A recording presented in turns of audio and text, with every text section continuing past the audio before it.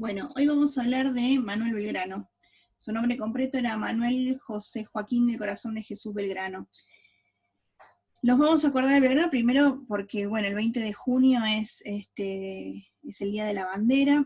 Lo recordamos porque es el día de su fallecimiento, pero además porque este año son 200 años de su fallecimiento, entonces tiene una connotación importante. Igual el mes de junio es todo, digamos, el mes de Belgrano, y más este año, porque el 3 de junio, el día de su nacimiento, también se lo conoce como el Día del Inmigrante Italiano. ¿Por qué es el Día del Inmigrante Italiano? Porque su papá era de origen italiano, su mamá era de Santiago del Estero, pero su papá era italiano, entonces la comunidad italiana lo considera como el Día del Inmigrante Italiano, por su papá, ¿sí? Bien, él nace un año después de la creación del Virreinato del Río de la Plata. El virreinato se crea en 1876 y muere nada más que 50 años después. De una vida muy corta, pero muy próspera. Nace en Buenos Aires, es educado en lo que después va a ser el Colegio Nacional de Buenos Aires, y antes se llamaba Real Colegio de San Carlos, y después se va a Europa a estudiar en la universidad. Acá estaba la Universidad de Córdoba nada más, todavía no estaba la Universidad de Buenos Aires, ni ninguna de las otras universidades que conocemos, entonces fue a estudiar primero a la Universidad de Salamanca y después a la Universidad de Valladolid. Él se recibe con mención de honor, y su título es abogado, y bueno, y el título universitario. Para él tiene una importancia fundamental la educación. Él obviamente es una persona muy, muy culta, muy educada, y bueno, ella en Europa recibe muchísima influencia. Él está estudiando en la época en que se produce la Revolución Francesa, y entonces tiene después el tema de Napoleón.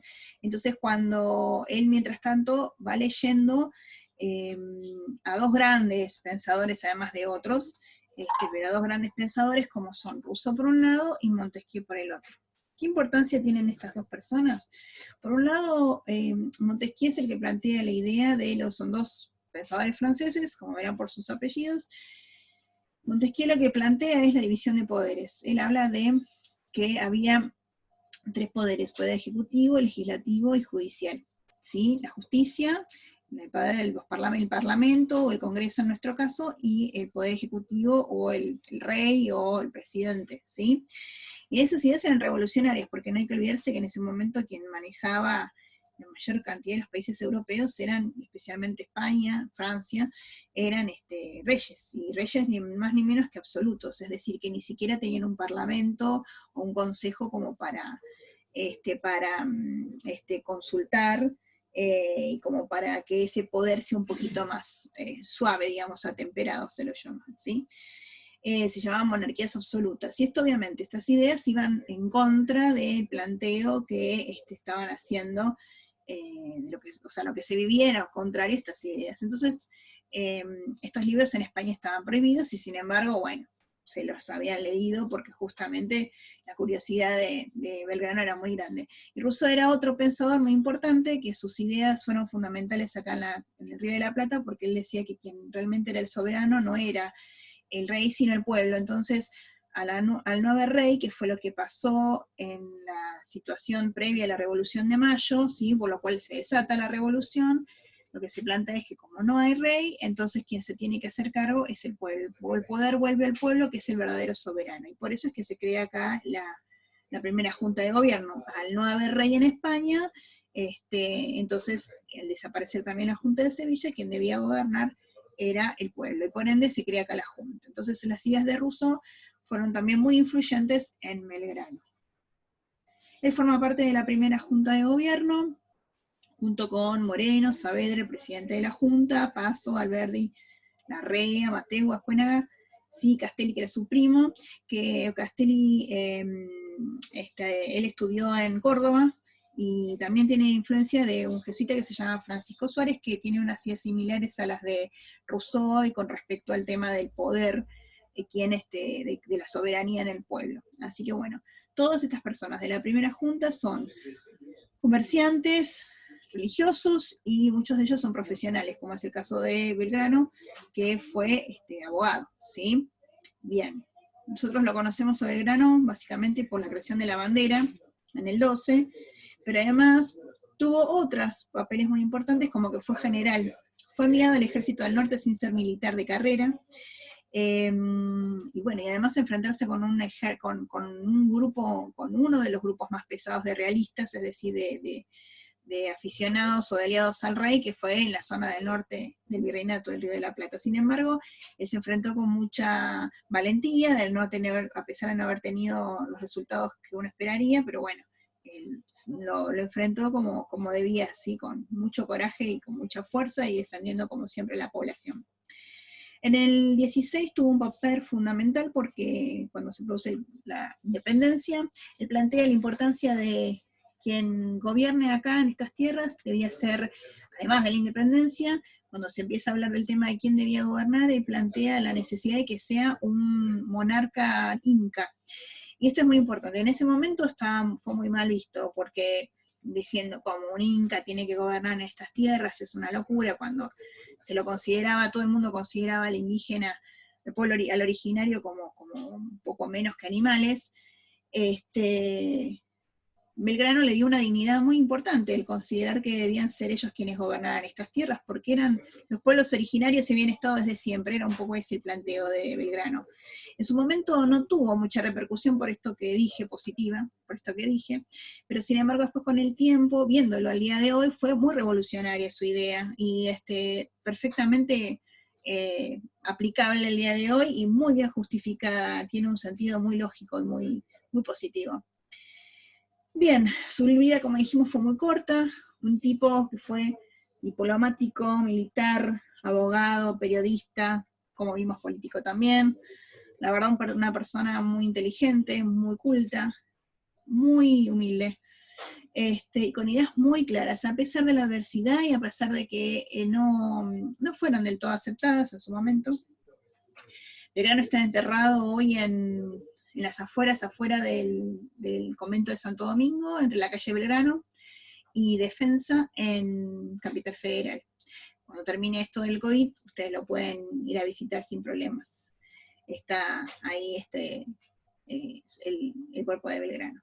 Lo que queremos recordar de Belgrano no es solamente ese ídolo como nosotros lo vemos, ese prócer ahí en el mármol, sino que era un ser humano, ¿sí? Porque nosotros al verlo como un prócer ahí lejano pensamos que es imposible hacer lo que él hace. Lo mismo pasa con todos los próceres que tenemos, ¿sí? O un San Martín, o un Sarmiento, o un montón de otros próceres. Lo importante de Belgrano es entender que era un ser humano de carne y hueso, y que buscaba el bien común, ¿sí? Básicamente el bien común, y una persona de ideas muy fuertes, que había estudiado mucho, y le ha dado mucha importancia a la educación, cosa que hay que rescatar al día de hoy. Y bueno, y otra de las cosas que es importante rescatar, que era un hombre muy valiente y que pensaba que para armar esto había que pensar todos juntos en tener ideas comunes. Él no intentó imponer sus ideas, él vio que la mayoría de las personas en el Congreso de Tucumán no estaban a favor de sus ideas, y era importante otras cosas, como crear lograr la independencia, y entonces, bueno, priorizó eso ante sus ideas, ¿sí? No pretendía imponerlas, y eso hizo que lograra tener una relación muy positiva con un montón, con todos la gente con la que él estaba, ¿sí?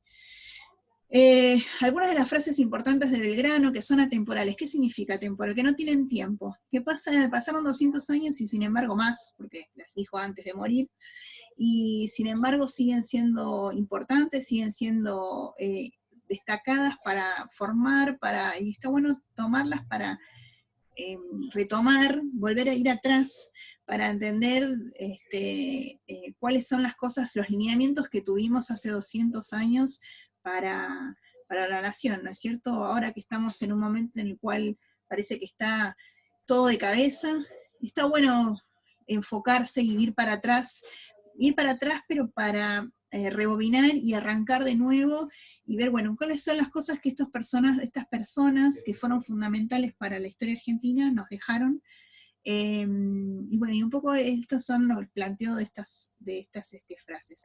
Algunas de ellas son: fundar escuelas es sembrar en las almas. Yo se las voy a dejar después.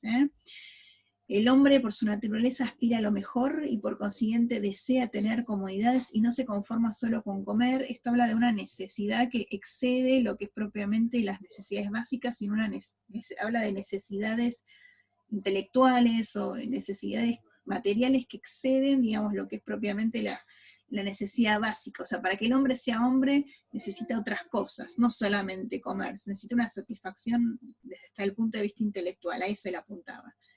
Fíjense esta frase muy actual: fomentar la agricultura, animar la industria y proteger el comercio son los 3 importantes objetos de que deben ocupar la atención. Vamos a aplicarla perfectamente al día de hoy.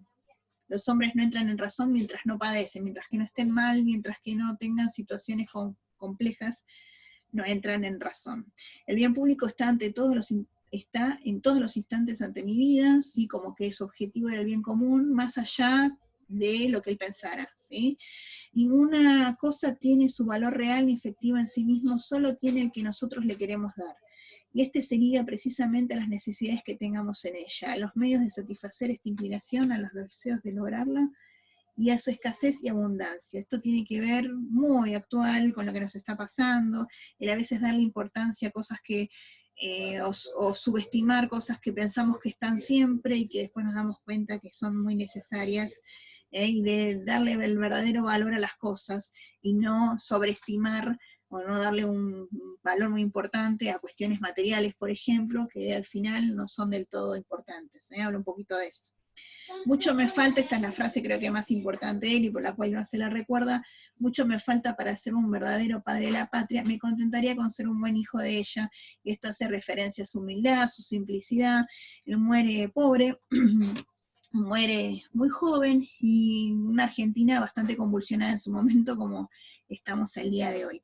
Lo que queremos hacer con Susan es que, bueno, completen el PALDE teniendo en cuenta un poco todo esto que estuvimos comentando acá en este video y lo que seguramente la profe les dirá, con respecto, bueno, a la importancia de este prócer, pero sacarlo, digamos, de ese lugar de intocable y de persona como inalcanzable, sino que tenía unas ideas muy claras, un pensamiento muy preciso, digamos, la importancia del bien común, que vea por encima de todo, la importancia de la educación, que no solamente lo dice, sino que también él era una persona muy educada, digamos, una persona muy culta, que eso le permitió abrir su cabeza y fue fundamental en sus ideas para la Revolución de Mayo. Y fíjense que la idea también de lo del Congreso de Tucumán al día de hoy sigue siendo una cosa muy revolucionaria y muy moderna, si queremos, ¿sí?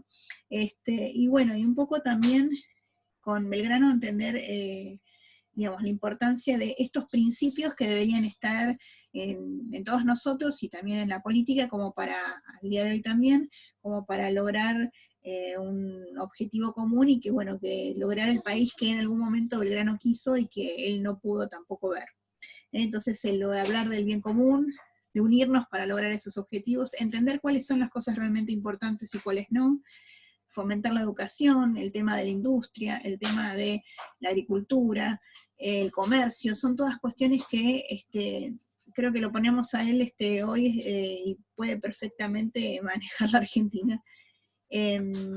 Porque bueno, sus palabras todavía siguen siendo fundamentales. La idea de esto es retroceder, verlo como una persona, no tanto como prócer, y ver que podemos sacar muchas cosas de él. La idea es que ustedes armen el pallet, que toman como referencia lo que estuvimos hablando y lo que vieron en el video, para, bueno, para reflexionar con respecto a su importancia, y a esta persona tan destacada de la historia argentina, que fundó la bandera, que creó la bandera, pero que hizo muchísimas otras cosas, por las cuales a veces se lo recuerda poco, pero que fueron fundamentales para la historia argentina, para la raíz y para el origen de la historia de la Argentina.